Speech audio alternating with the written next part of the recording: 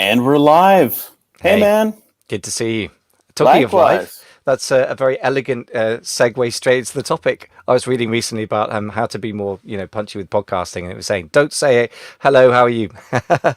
so, Don't say that. Don't say that. no, Yeah. well, resist the urge to be nice and human and friendly. But yeah, live is the word, isn't it? We're going to talk about Amazon Live today, and I'm ashamed to say that you, as the Shopify fanboy, as it were, expert, is telling the Amazon guy here what we should be talking about in Amazon, because I had no idea until we started researching this on the back of you suggesting it, how big this has become. It's huge, isn't it now? Amazon Live, man. It has become a thing. And so, yeah, it's fun. It's interesting topic. I think maybe because I'm here locally in Seattle, although at the moment I'm on the Oregon coast hanging out, little vacation. But yeah, the Seattle scene, I think, is pretty tapped into what Amazon is doing.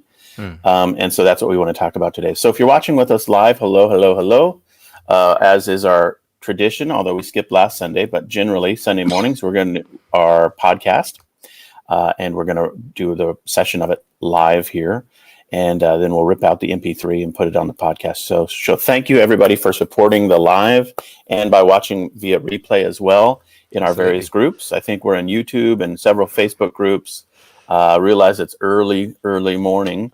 West Coast time, but this is a fun tradition that we've got here. So It is. this topic today is a hot topic for anyone who sells on Amazon. And I know that generally means, oh, well, it doesn't it doesn't work for me if I only do retail arbitrage, I don't have a brand. This topic is for everyone. Hmm. And that's the interesting part about Amazon Live, selling live. And so we want to dive into today. I don't know if we'll put it in the official podcast, but I was just saying to Michael, I just turned on Amazon Live half hour ago to show Cinnamon and talk to her about our little topic for the day for the podcast. And the lady who was presenting was, I mean, to be generous, I mean, she's probably 60, 65. She's not like QVC quality, like presentation. She was just, you could tell, in her living room. And she had 250 people watching her. And it's 7:30 or it was 7 a.m. in the morning, West Coast time. And this opportunity is for everyone. It's for anyone who wants to sell on Amazon. Yeah. And so that's what I'm excited about today. So if you're watching with us live, give us a shout out, say hello, tell us about your experience with Amazon Live, whether you've seen it or not, whether you understand, the opportunity, what questions you have about it. We'd love to jump into it with you today for a few minutes and go deep on this subject. So yeah, Sounds fun good. times. Fun Sounds times. good. Yeah, Yep. absolutely. So I'm very resisting the temptation to try and sell the audience a watch right now or something. So I should plunge into the podcast, and that will keep my What? QVC instincts away. Leave us and go watch Amazon Live. Yeah. Yeah. So All right. are you ready? Let's You're do you're it. kind of leading the charge on this. So let's do this thing. Let's Here we kick go. off this podcast, and then if you're watching with us live, leave a comment. Tell us where you're watching from. Say hello. Give us a shout out, and leave us questions about the topic, which is Amazon Live streaming. Okay, here we go. I'm going to kick it off for us. The live selling wars are heating up like never before. In recent months, Amazon has doubled down on its push to make e-commerce a live selling event by offering its live stream app. And Nordstrom has just launched its own live stream channel as well. So in this episode, we're going to dive into the topic of selling live on Amazon and explain what it is, how to do it, and how to learn more about going into it deeper. Michael, are you ready for this fun topic? I am indeed. Yes, let's get into this. Oh, First of all all, right. yeah, tell me what made you think about this whole thing as a topic, because I'm surprised and embarrassed to say that it hasn't been making the rounds amongst the UK sort of Yeah. power sellers that I move among, but it's clearly a thing. So maybe your location is helping you to get a deeper insight than mine is. Yeah, maybe. Well, the thing about it is that as I reflect back on this was we were users of, I guess is a how to describe this. We had done a deal and we're in conversations to do more deals with Zulily, which is a Seattle-based e-commerce operator. I don't know if you're familiar with them, but they basically publish a daily deals email and do daily selling. And so we had done deals with them and they're local. And so when we did the deal with them, we went and saw their headquarters, and they operate out of the old Starbucks headquarters, which is a massive building. And when we went there, we were just in awe. They were huge. They were amazing. And then in 2015, they were purchased by QVC, which is the long-standing giant TV broadcast selling, company. And QVC, if you're not familiar with it, also owns Home Shopping Network, which was, I think, probably, I haven't researched it, but probably their arch enemy at one point, a rival that they bought out or something like that. So QVC and Home Shopping Network are dominant on TV selling, and they bought Zulily, which is a massive e-commerce operator here in Seattle. And so that really caught our attention. But that was in 2015. And when that happened, I was like, oh man, QVC's coming into e-commerce. They're coming to Seattle and buying a big e-commerce operator. What is Amazon going to think of that? And here we are, whatever it is, 6 years later. And it seems to me that Amazon has fully implemented its war footing and kind of response and tactics with Amazon Live. And so to me, that was sort of the context. That was what made me aware of it. And then there was just one other bit. We work with some amazing e-commerce sellers as coaches and consultants. And it's an honor to work with them.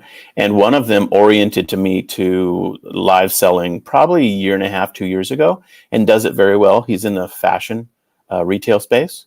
And he pointed out actually that there were Europeans doing it in the fashion retail space very successfully. And he was copying their sort of general style. And we helped him a little bit tune it up and think through the strategy of it. And so those two things brought it to my attention more. And then I guess my third bit here is that on Prime Day, just last month, if you, at least in our context for Prime Day, if you looked at Amazon's homepage, they were pushing live videos all day long.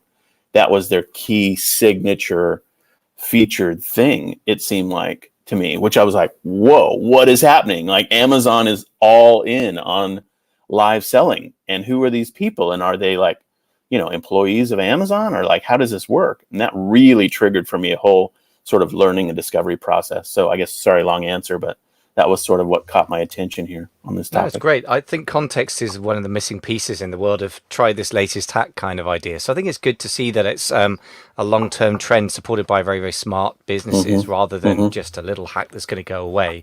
I've never forgotten trying to get big on a couple of video networks that then completely disappear. And I kind of remember the names offhand. So this is not an overnight thing. It's a trend. It's an upwards trend over time. So that's really good to know because it's worth investing in it as a skill set, as a thing to explore.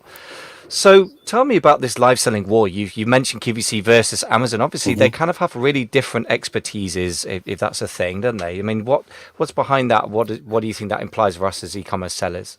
Well, Amazon's no slouch in terms of competing in sales. And I think what's happened is the convergence of broadcast media and live streaming has really changed the game over the last few years. Whereas QVC and Home Shopping Network used to be perceived as the domain of television broadcasters and a tool and system for broadcasting on television.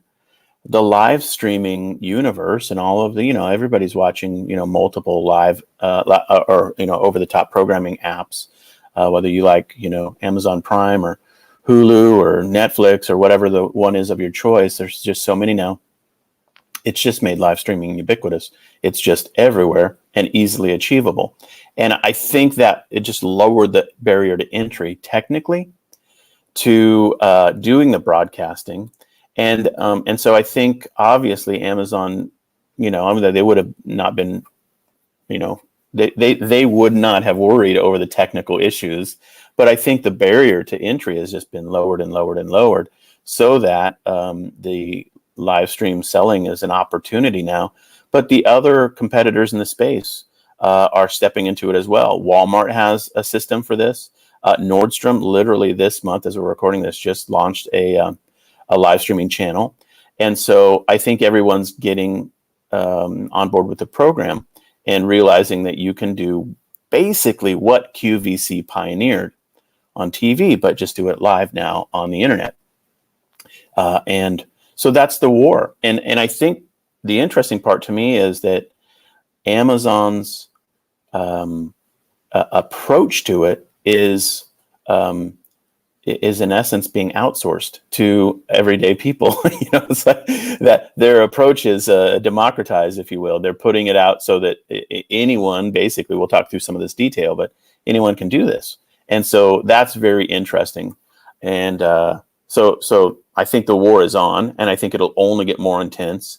And the question is, can people perfect this model in live streaming that QVC and Home Shopping Network clearly perfected, or have done very well, on TV. So interesting. I think the word democratize is interesting in the Amazon context. What I would say from the third-party marketplace model is that Amazon has long since realized that as the first-party seller, I think in 2020 it lost $40 billion, having sold record amounts. So the more it sells, the more it loses as a first-party seller.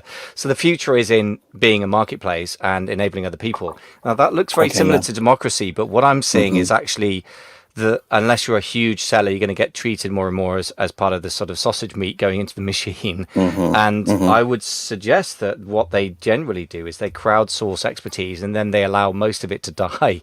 So I think what they'll be going through is a massive thrashing. This is not based on my knowledge of live, but Amazon's sort of strategic approach over the years. They'll be letting a lot of people have a go at it, and then they'll sort of maybe at some point start closing the gates, I suspect. So maybe the wild open west is not open forever, I suspect. Maybe the fences will go up over time. A couple comments are popping in here. Amjid says, what if wholesalers don't have their own products? The beautiful part of this, just to mention this, so we'll go deeper into it in a moment, I think, is two different approaches to Amazon live selling or opportunities exist for us. One is being brand registered and having your own products. So that is a smaller community of Amazon sellers. But the other opportunity is just simply applying for their influencer program. And if you're in their influencer program, you can sell anything on Amazon. And so that is amazing. So Amjad, that hopefully that helps answer. But this is available to you if you don't even have your own product, if you're selling other people's products. Ol wrote, love your podcast, guys. Learned so much from you both. Oh, thanks, man. Really appreciate that. Yeah, that's very nice. Yeah, that's awesome. By the way, what you just said is just mind-blowing. So you can sell stuff on Amazon based on being an influencer, not on being a product creator. Is that right? Amazing. Yes, and that really means radical. Yeah, it is totally radical, and that's what I mean by the democratization of this. Basically, you're right. I think what Amazon might do is they might winnow down the field to some kind of gated version of you have to have some kind of performance metrics for your lives or something, and there are already requirements.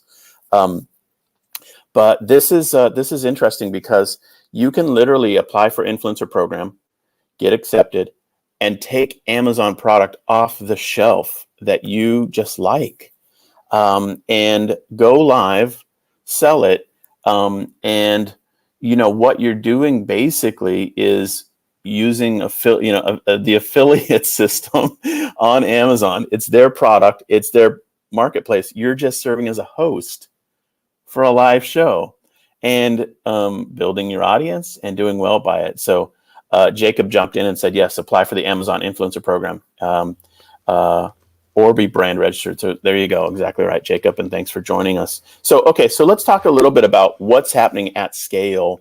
A few quotes, I think, would be appropriate from this article. Michael, you and I just, as we were looking at this topic, found Washington Post, which is owned by Jeff Bezos, just published an article. And I believe the title of it was, where is it? Do I still have it here? The future of selling looks a lot like QVC, or something like that was the title, which is amazing. And a few quotes. They said, Amazon hosted more than 1,200 live streams during its Prime Day. And then the other bit is monetary. It says live stream shopping events generated an estimated $5.6 billion in sales last year, a market that retail analysts project will balloon to $11 billion this year. So it's $11 billion opportunity, and nearly $26 billion by 2023. So it's doubling. Basically every year, live selling revenues are doubling right now. We are in this hockey stick growth, S curve element to this. And That's really interesting as sellers, isn't it? It is. I'm suddenly more interested. I mean, QVC is something that I personally have occasionally experienced, and as a consumer, I happen to greatly dislike it. But when I look at numbers like Hmm. that, I'm suddenly extremely interested as an entrepreneur because Yeah, that is massive. I mean, that yeah. explains why Amazon feels the need to start competing. There's no point in having Hmm. part of a market that isn't valuable in dollars Hmm. and cents. But once it Hmm. starts to be, Amazon definitely needs to get in there before it seeds ground to Hmm. something that could become so big that Hmm. Amazon, actually becomes a shrinking entity again eventually. So very interesting. And also the other thing that was mentioned in the article is like more than once actually that come up in e-commerce that the Chinese are kind of not the early, but the sort of middle level adopters of e-commerce at Hmm. scale compared to the United States or Europe. And this is another thing, isn't it? This live format that's become very popular in China, I understand from the article, for about more than 5 years. And so for them, it's not new. It's new to the US and it's new to me and it's new to Yeah, Europe. So yeah. what do you make of that? Well, something's new to people when it's new to them, but it's like it's whatever Rumsfeld used to say. It's like there's known knowns and unknown knowns and unknown unknowns or whatever the phrase is. But technically, live stream selling has been happening for years now. And as each of us get oriented to it in our, it breaks through to our own consciousness. We're like, wow, this is a new thing. Um, so that was my circumstance a year and a half, 2 years ago when my client told me about these Europeans who were doing it. So to me, I was like, hey, Michael probably knows all about this because I learned about it from a fashion retailer who said Europeans were doing it really effectively. You've read an article that says Chinese e-commerce sellers have been doing it for 5 years. I think it's emerging, and I think we're at the early adopter phase. I know some clients who are doing live selling that we work with that are doing really well. They're crushing it. In fact, they're ramping up to start doing it. What they already do well on Facebook, they're going to take to Amazon. And I already have clients who are doing well with it, as I mentioned, that oriented me to it. But I have other clients who I know would crush it with live selling, who just it's just not on their radar yet. And they're doing well. They've got their own systems, their own priorities, and it's just not a thing to them yet. And Yeah. so I think early adopters are ones who are hungry. They see it, it clicks for them, Yeah. and they're like, I could do this. I could make this work. And there's no technical barrier to entry. And I'm Yeah. hungry for it. Yeah. And, but then, that's an early sliver of users. And the question is, do we want to be those people and pioneer it and get Yeah. the early mover advantages of And doing it, which are truly, truly powerful these days on the internet? that's true. And what's interesting to me is to differentiate between, oh, this is yet another fad and something I'll need to learn and or dedicate team time to if you've got a bigger team, versus the actual revenue size of the market. Hmm. The value of the market is doubling, annually or whatever it is at the moment, which Hmm. implies to me it's not a fad. It's actually a skill set that you're going to have to decide whether you want to get into or not. So, Hmm. talking of which, then let's transition from the bigger picture a little bit more into, you got some clients successfully doing it. Do you think this is for everyone, or the first obvious question to me is very simple, which is, do you think that most e-commerce sellers are going to be good on video to the extent that they can sell their products? And I'm bearing in mind what you were saying about this sort of person who wasn't necessarily, Yeah. articulate or gorgeous in the traditional TV style, and yet Yeah. was doing really, really well. So, given that reality, should e-commerce small business owners be doing the selling themselves, or is this something they're mostly going to need to outsource to somebody else?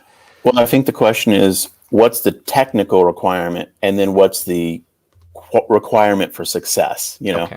And so the technical requirement right now for Amazon Live is you need to be brand registered to do Amazon Lives, or be an approved Amazon influencer program Mm. participant. Now, Jacob just said in the chats here, he said he has applied for that previously and was turned down to be an influencer program. I don't have any secret suggestions for how to get approved for that.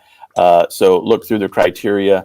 Whether they're looking for a large off Amazon audience, like a big influencer, community on your Instagram account, or a large email list that you have, or some other external metrics. I don't know, but I would go through that process and see if you can get accepted. Learn, how to go through that process. And so that's one thing. Those are just the technical requirements. But I will just say this: Amazon Live is just one way to do live selling. I've already mentioned we have several clients doing it effectively on Facebook as well. So, if Amazon turns you down, you can still do all of this stuff on Facebook. So those are the technical requirements, on Amazon. But then I guess the thing that I would encourage everybody to do is just go look at Amazon.com/live and watch what's happening.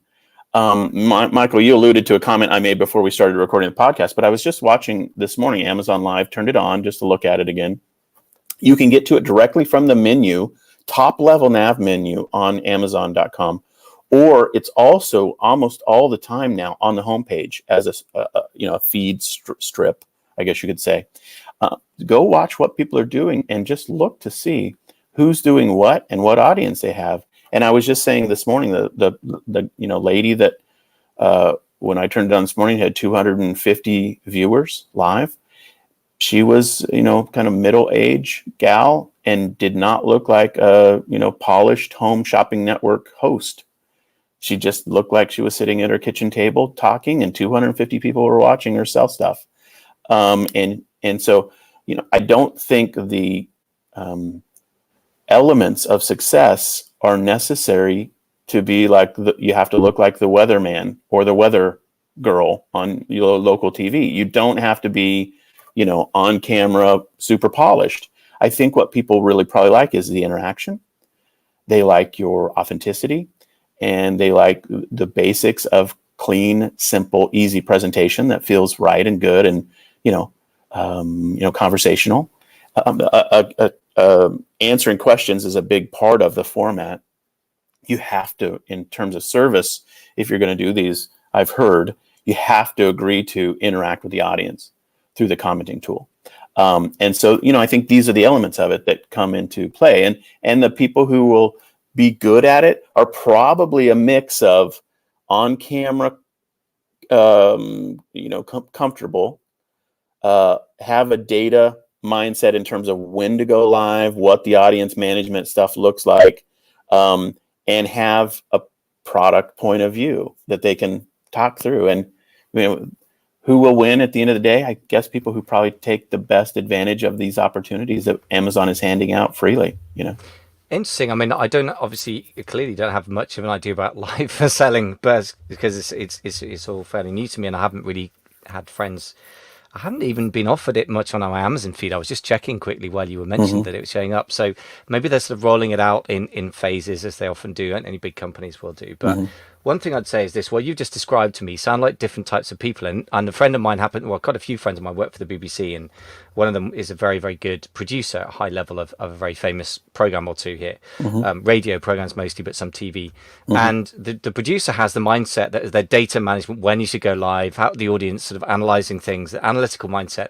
The sort of person that does well in front of the cameras. I've worked with a lot of actors in the past as well, in past lives, as it were. I've done multiple different careers, which kind of feed into this stuff. They tend to be very unanalytical, very spontaneous. They're often very beautiful if they're actors. As you said, that I think the beauty is not important, but I do think personality probably is. And I wonder if some types of people that really thrive on balance sheets and spreadsheets, which is a lot of successful entrepreneurs I know, will be the last person I put in front of the camera, but they may have somebody in their business who would actually be much better in front of the camera, which often strikes me. What are your experiences with the clients who've done well at this? Do they personally go on camera, or is it like a husband and wife team and one of them's better? How does it actually work for you, your experience? I have the two clients who have done live consistently, regularly, and do well with it. It's just one person on camera, and they are the principal, salesperson for their business, and they just get comfortable talking about their products. I'm reminded of a funny other little situation where my mom's 77, and so she's on Facebook. Sometimes she posts stuff and she's like, well, I didn't mean to post that. She's real, she's just, 77. And but one of the feeds she's tapped into on Facebook Live videos is a Southern gal that's probably in her late 60s or 70s who who does baking and cooking. And this lady has millions of watchers and, followers and fans on Facebook. And when I watched it, I asked my mom, what are you watching? And she just showed me this lady. And it's the most personal, sincere, down to earth, fun, conversational cooking show. It's just some lady in her house, and she just has a charm about her. She has sort of the southern drawl, and it's just very charming, and but not fancy. The house is not special. The lady's not. It's just like a normal, normal person. I think these are the elements that people are drawn to. It's not about camera quality or the facade, Yes. or I'm a beautiful, cover girl, and that therefore I get to be on TV. There's no more of that. Yeah. There's no more of that. Now it still exists, but that's like saying newspapers exist. Yeah. This new world is people buy from people. Yeah. People like people. People are drawn to people who, can speak their language and relate and answer their questions. And it's a fun new universe. So I think in many, many ways, the barrier has been completely destroyed or removed for entry. And the barrier for quality or for doing well is all new. And it just goes to basic human interaction and quality relational kind of work, I think what you just said reminds me very much of a quote from a latest Seth Godin book, and I can't remember which one it is. I think it's This Is Marketing, but it's all very good. I'm a big, big fan of him. And one thing he said is basic marketing, people like us do things like this. And I guess if you relate to this person in the living room, or this person with relatability in the kitchen, then that does the job, and everything other technical barriers, as you say, are irrelevant. I'll have to say, one of the things that I'd absolutely detest about QVC and HS and that sort of stuff, or the British equivalents. Well, I got stuck in a waiting room in a hospital a while ago, waiting for something for an hour, and they had Home Shopping Network or the equivalent on for an hour, and it's like torture to me.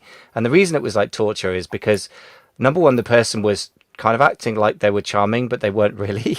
Number two, they clearly knew nothing about the product, and they were going to get given a random product the next day they knew nothing about. And well, those are two things, actually. That's enough. I mean, can stop being a hello. Because it's like time out. That's it. It's that's over, it. I'm right? out. I hate it because one of the things that I think you've talked about is, I suppose, that authenticity. And I suppose you can't fake that, but also charm and engagement. And again, some people have it and some don't. I mean, my experience of acting college is surprisingly rare to be able to just stand in front of a camera or in front of an audience and be engaging and natural and relaxed. I guess you get better at it over the time, is what you're saying. I think so. And also, I would just say, it's probably true. I don't know, you speak to this, but it's probably true that if the topic itself or the category they were operating in was a real draw to you, you would have invested a little more emotionally in overlooking the, kind of the flaws in what you were watching, because you really wanted the insight, information, or info. So, I know you love music stuff, and it's like if they were pitching the latest, greatest musical tool, instrument, or whatever, that might have captured your attention. I would just say this other example real quick. I didn't think of this, but when we were at NEC, which is Europe's largest sewing show in Birmingham, that's how you say it, right? Birmingham, but yeah. Birmingham. It was 2 summers ago. And it's massive. It's like 60 to 80,000 people there. So it's no small thing. That whole stadium, NEC, like it's a big, huge convention, facility.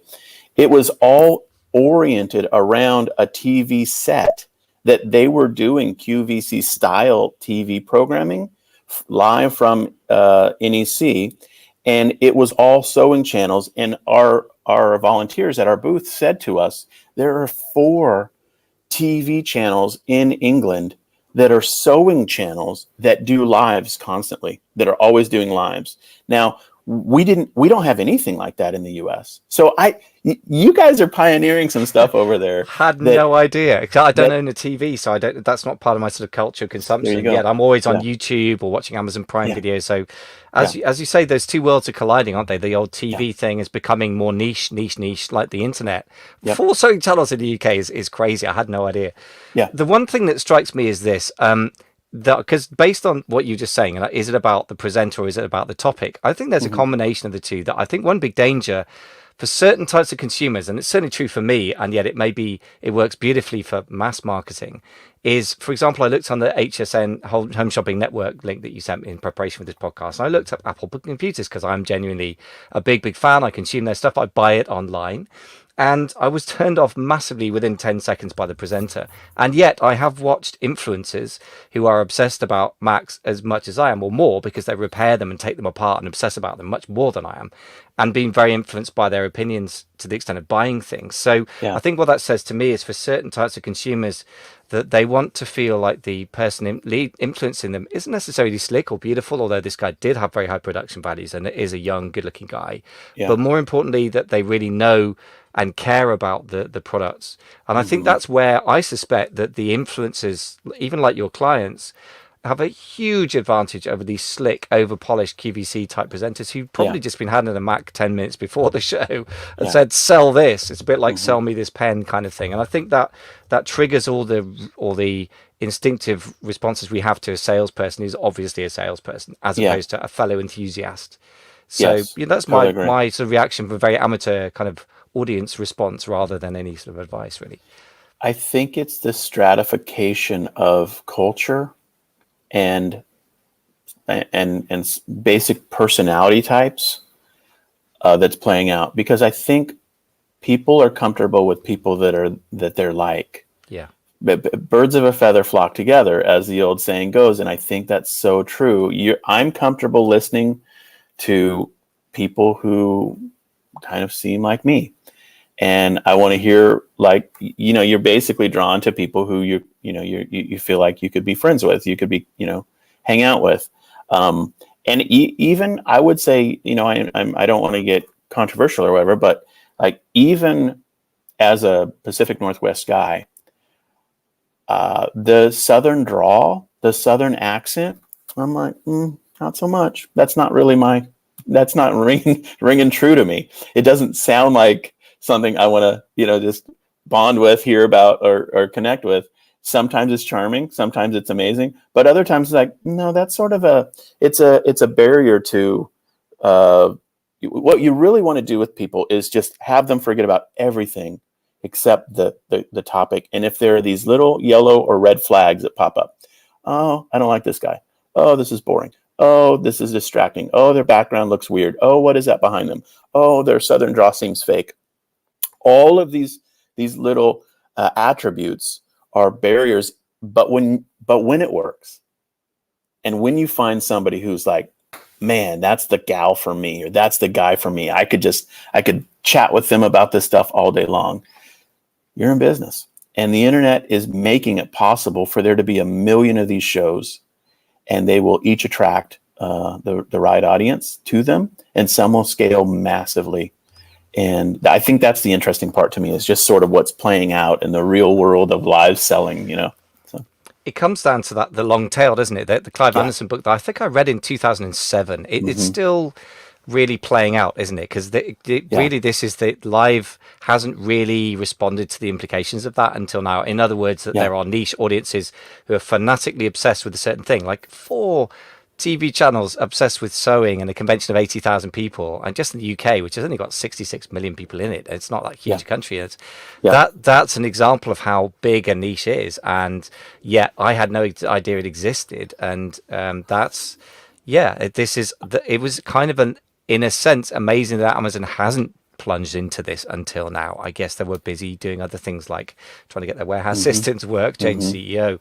So let's talk a little bit more about the technical. If people are enthused about this, how do we take care of it technically? You talked about within Amazon universe, you need to be brand registered or registered as an influencer. How do we, assuming that we jump through one of those barriers and we're approved, how do we actually get the message across to people? Well, the beautiful part is that this tool we're using right now, StreamYard, to broadcast into whatever we're in 2 or 3 Facebook groups, a Facebook page, a YouTube channel, et cetera, et cetera. This tool itself, StreamYard.com, is the back-end tool that will allow you to broadcast straight into Amazon Live. So that's really super interesting, because you and I have been using this for a year and a half, something like that. And I've used it for a couple years now, and very comfortable with it as a broadcast tool. So technically, that's what you want to look into, because it's slick, it works. And a few elements of StreamYard that are really powerful to me. First of all, you can go do a StreamYard, set it up, and do a video and not have it broadcast anywhere. You can just keep the MP4 file as a video recording. So in essence, you can practice as many times as you want, and or do a live, seemingly live, that's not really live in the moment. Save it, have it as an MP4 file, and then upload it to your Facebook channel or whatever. So you can practice with this. Oh, my coffee pot's turning off. Sorry. live video. Live video, okay. and all the things go with it. That's really good, by the way. I think that's really important what you just said, because that should remove the fear from a lot of people that you've got to get it right live in front of people or look. Yep. I think the underlying fear that blocks a lot of people is, I'm going to look silly, sound silly in front of hundreds of people. And of course, that's a big barrier psychologically. So the fact that you can get around that is huge, I think. Yeah. Okay, so that's a powerful one. The other elements of that are super cool is you can actually do chyrons across the bottom. Like we don't do it when we're doing these broadcasts, but you can have a streaming comment along the bottom that's on camera. You can also mock up and add overlays, image overlays, MP3 files with a transparent background that literally will mock up your screen so that you look exactly like Home Shopping Network. Those placards they have on the left-hand side of the screen that say, 3 payments of $19, or item number 424292, or whatever it is. You can have those graphics cards very simply create them in Canva, save them as a clear PNG. You add them in StreamYard, and you literally click with one button, and there they are on camera. You can look exactly like Home Shopping Network or QVC through StreamYard. And there are other attributes that are really cool as well. But I would just encourage people to check that out if they want to learn about how to do this. Once you do a couple StreamYards, you get comfortable with it really fast. It's easy. We've been doing it for our charity. We do what we call So Powerful Live. It's the last Monday of the month, every month. And we've been doing it for, I don't know, about a year probably. And you can go to Facebook, our So Powerful Facebook page, and see all of those prior ones and see how we use it in a charity context. But it's very similar. Technically, there's no difference between what we're doing and what you would be doing on Amazon Live, or just talking about a different set of topics. But the StreamYard tool is something to check out. And it's that simple. I mean, it's just, there's not a lot of technical difficulty to do this. I think a lot of it comes down to mental barriers and also skill sets. As you said, you talked about trade skills before. I think this is sounding to me like a trade skill that one should either develop for oneself, or because it's such a big trend and such a lot of money at stake, that you should possibly at some point, it may not be soon for some people, consider hiring or finding a person within your organization to do it. I would say a couple of things there, a couple of concepts from Rick Cesare, who's a big fantastic person to know in this era. I'm lucky to be in conversation with him through podcasts and other times. He was in the early days been really pioneer of QVC, HSN, or whatever it is, a sort of selling direct to selling on TV, and $1 billion sales, George Foreman Cool, etc., Crow cameras, you name it, the big stuff. He's got a couple of simple concepts he put across. First of all, as we've been kind of saying, concept is model what's working, which is kind of simple. But the other thing he says is testing. But particularly useful tip is to test intros until one sticks. And to make you feel better about it, George Foreman Grill was obviously a massive smash hit success. But even Rick, with all his experience, got it wrong first time, because George Foreman had just back in the day won the heavyweight championship, age 46, the oldest in the sport. So for boxing fans, that was a big thing. They started the initial ads with boxing footage that cost them thousands of dollars to buy the rights to that footage. And the audience was mostly women, and they hated it. They hated the violence. They weren't boxing fans. And they went back to the drawing board, and they changed the intro, and suddenly it popped and went on to be a huge success. So he's got three ways to hook in viewers at the start of a video, which is probably the easiest place to tweak and to re-record if you're recording it for yourself as well. First of all, option one, start with the question, would you like to lose 10 pounds in 30 days? Cheesy, cliche, but still useful, works, engaging. Actually. Address the problem. And it's very, what it does in two ways is instantly a question is really an embedded command, isn't it? It's saying think about this, and it's also flagging up what problem you're addressing, so the audience can quickly filter, no, it doesn't interest me, or oh yes, maybe. The second thing is a factoid. So for example, the juice man juicer, there is a factoid, there's an element in broccoli shown to prevent breast cancer. And the third thing is a short story. And that's where I think if you're a real enthusiast and user of your product, for example, you in cinema, obviously like Uber, cinema's an Uber expert, I would say these days about cinema sewing, but somebody who's been doing it for 15 years, used to do it with their grandmother or something, that's immediately engaging. So those are three really fairly simple but really powerful things to tweak with. And just like if your email copywriting isn't working, test the subject lines first. I think this is the equivalent. Test the first minute or two of what you say in your video, and if people stop clicking away and start staying and engaging, then you can probably judge that. But if your video is starting to work, and then you can start to work on the rest of it over time. I love that. Yeah, no, that's fantastic. Obviously, there's tons and tons of lessons to be learned about how to do this well. This is the makings of a really, really cool book. And I think there's a ton of direct marketing material there that people would want to learn about. So it's fantastic. By the way, just when you mentioned the cool book, there is a book by Rick Cizai called Video Persuasion on that very topic. Now, but it doesn't specialize in live, so there is definitely still a book to be written about how to do live well. But it's very, very good basic concepts of using video as a commercial direct selling medium. It's not very far away, or is a very solid starting point. So I would 100% recommend getting that book and reading that through. Awesome. Well, comments are popping in here. I want to make sure we mention them. All wrote, I've started selling on Handmade Amazon and doing really well. So that's interesting. We need to do a deeper dive into Handmade. Definitely. And Handmade as this category is very interesting, I think. Yeah. He said he basically copied a US model that's doing very well and learned how to make it. There's no monthly fees with Handmade, but no A+ content. PPC or paid ads seem extremely expensive at the moment. So live selling sounds very interesting. And my products are gift products. So sometimes it's hard to think of the best way to promote, as it's not something people search for.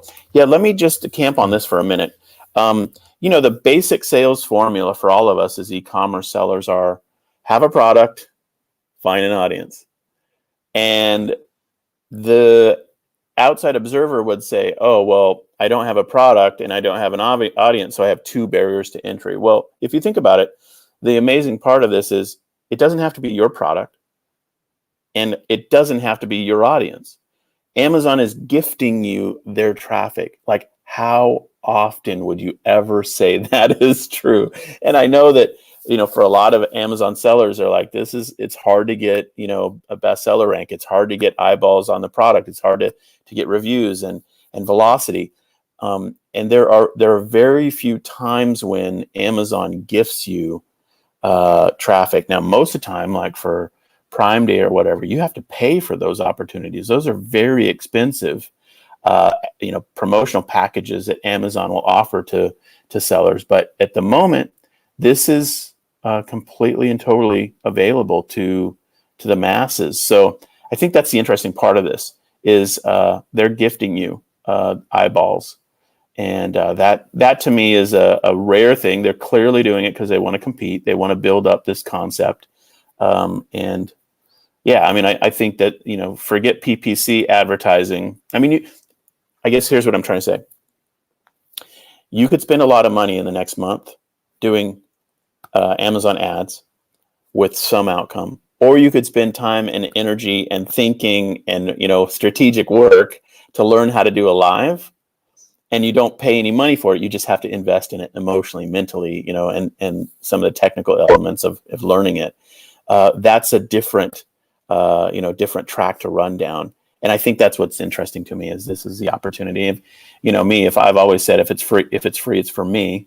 This to me seems like Amazon gifting people a huge, blessing into your business. Yeah. Two thoughts about that. The first of all, sort of spontaneous nature. I mean, I think, by the way, this is not going to work for all audiences. This is exactly why I like the feeling of control. And I was saying maybe I'm a control freak. I'm definitely a control freak, and like to feel clever and intelligent and analytical. Now, I'm probably not, but I'm definitely not in control of the world, and I'm probably not as clever as I think I am sometimes when I'm shopping. But I like search because it puts me in Mm-hmm. control. Mm-hmm. I don't like browsing so much, and I really hate somebody coming on TV, the opposite extreme, is saying some random person I've never met talking about a product Mm-hmm. they've never used and telling me as a person they've never met that I should use it. Now, having said that, though, search as a discovery mechanism is becoming incredibly monetized by Amazon. Somebody's mentioned, oh, Amazon ads are very expensive at the moment. I would say to you, I'm afraid you've seen nothing yet. I don't see anything but up for various strategic reasons I've talked about before. And I may be wrong, but I doubt it, sadly. And if you look at all the different platforms for marketing channels, generally they monetize more and more heavily over time. You look at the Google clicks now compared to 10 years ago. But I would say that so that's the first thing. Search is becoming expensive, so we need to try something else. The second thing I would say is some products don't work, as this person was implying. He's just commenting. I can't see the name of it was. Yeah, it's old. So, but some products really ping off the page, and people think, "Oh, that's really wonderful" when they see it, but they're never going to look for it. So, for that kind of product, this is an amazing gift. And the third thing I would say, to your point, if it's free, it's for me. What generally happens with traffic channels is that it's new and experimental. So the channel puts a lot of money and resources behind it and it appears to be free to you. Then it kind of consolidates and they'll rule a lot of people out who don't meet certain criteria. And then they monetize the heck out of it. I will imagine that it's going to be the same with this live thing. So I think now is a moment in history to jump on it if you're interested, because I suspect it will not be as free or as available for very long, because it doesn't make sense economically for Amazon. Yeah, totally agree. And so it's a window of opportunity. And that's how these things work. And I mean, people have built their business over the last 24, 25 years on the internet on the back of windows of opportunity. Yeah. And that's just how it works. There's a time and place for different opportunities that come and then they go. And Yes. for those of us who have been selling for, decades now, we've realized that and kind of have a spidey senses tuned to what is in and what is out. Yeah. And so that to me is the interesting part of this, is that there's always something new. And as it happens, this is the new thing. And it creates a massive opportunity. Okay. Well, I think we've covered the topic here today. This has been a fun conversation. Appreciate the dialogue here in the chats. People are jumping in and appreciate that. And it's really, really fun to bring these types of topics to the party and have our audience in various groups and on our various channels learn about these new opportunities. It's an honor to be able to just chat with you as well, Michael. This stuff is always fun to brainstorm on and kick around. There's always new angles to look at for each of these things, and it's always fun to debate them and discuss them and have conversations with you about them. So Yeah. good stuff. I think the main thing I would just like to sort of underscore is this really changes who's thinking of selling on Amazon, because it's until this point it's been almost entirely sort of product centered. You're either good at getting products that you get manufactured on your behalf or sourcing them. The fact that the other side of the equation, the audience side, has always been what Amazon's provided, and of course that is I would argue that's the hardest bit to get. But if you are good at getting an audience and you're not so good at the product side, then that whole influencer opportunity, although I don't know exactly how it works, but that's obviously a whole different way to tap into Amazon. And traditionally the people listen to our show and listen to e-commerce based advice would have products and be looking at how to sell them. But increasingly I'm starting to see people who are good at the other way around. Like one of the members of the 10K Collector Mastermind created an Amazon affiliate website. So in other words, the ninja skill, if you like, was SEO on Google in order to then make sales and get commission selling on Amazon. But it's turned out that selling his own products on Amazon, via that mechanism, is this sort of side hustle now, because the main thing he's making money from with that site, which is blowing up really quickly, is selling other people's products. So it is possible to transition your skill set from one to the other, which is very interesting. That's not so common, but I wouldn't want the influencer play to be missed here, because I think it profoundly changes the relationship to Amazon that's on offer. Instead of just being the sell person and Amazon offers the audience, we can be the person who offer the audience, which is very interesting. It's two sides of that conversation as well. So let's just one of the clients that I work with, it's working through this dynamic right now. I said to them a few weeks ago, they could go live themselves 1 day a week. That doesn't feel onerous or too difficult, but they could find 6 other influencers to go live in support of their product on Amazon. So think about it that way. All these influencers are going live on Amazon. What are they going to talk about? Whatever they can make money at and are interested in, and so we could, as sellers, think of it that way as well. We could think of who are the influencers doing lives that are comfortable, that are good, that have an audience, that when they go live, people show up. And can I reach out to them? And can I ask them to pitch my product? There's nothing that is stopping people from doing that. So that's a whole nother angle. So I think there's a lot of interesting, ways in which selling can occur through these new opportunities. So yeah, there you have it. Yeah, absolutely. And just to kind of top that off with something that is current experience of mine, which is to say a lot of the Series 6, 7, 8-figure sellers in a couple of places who are doing really well are really finding influencers more and more influential, as it were, on their bottom line. So this is just another expansion in that way of the universe of influencers. It's just, obviously, if you're influencing somebody on a channel where you could just click the buy button and actually just literally have it delivered to you by the same, so it's got a vertical integration, I suppose, isn't it? Instead of a Facebook influencer who sends you over to Amazon, it's now an Amazon influencer and you're there already. So I think that's kind of pouring gasoline on the fire, as you would put it in the States. That's really exciting opportunity. So well, I mean, first thing I got to say is thank you for opening my eyes to my shame, to some degree, to the level of power in this Amazon Live thing. I had no idea it was blowing up so much, and now I do. So got to say thank you. And can you sort of wrap this up in a bow for us? What do you think that are the sort of simple takeaways for people if they're e-commerce operators? Sure. Go to amazon.com/live and see what's happening and think about how to implement in your business, either directly yourself on camera using a tool like StreamYard.com, go check it out, or using influencers that are going live on Amazon to help sell your product. These opportunities are completely and totally available to all of us. And you can either be an influencer yourself, you can be brand registered and go live, or just go find an influencer to work with you to sell your products. I mean, there are multiple ways to approach this. And the opportunity is literally statistically doubling financially right now every year, according to market researchers. So it's a huge opportunity. We can take advantage of it simply and easily. And I would encourage people to go check it out and to learn more about the subject. And as always, I guess I could just do a final call to action. Feel free to check out other podcasts that we have at theecommerceleader.com. Scroll through the list on your favorite podcast player and check out our prior episodes. We've done a ton of episodes on all things e-commerce. We'd love to have you like and or subscribe on the player of choice. And finally, I'll just say we're running a contest at contest.theecommerceleader.com. And we're giving away a $250 Visa gift card for people to potentially win. Just enter the contest, and the entry methods are following our podcast. So it's pretty self-serving, obviously. We'd love to have you check that out and enter the contest. If you're listening to this in July of 2021, then you're eligible to enter. And if not, check out that page, because maybe we're running a contest right now as you listen to this in the future.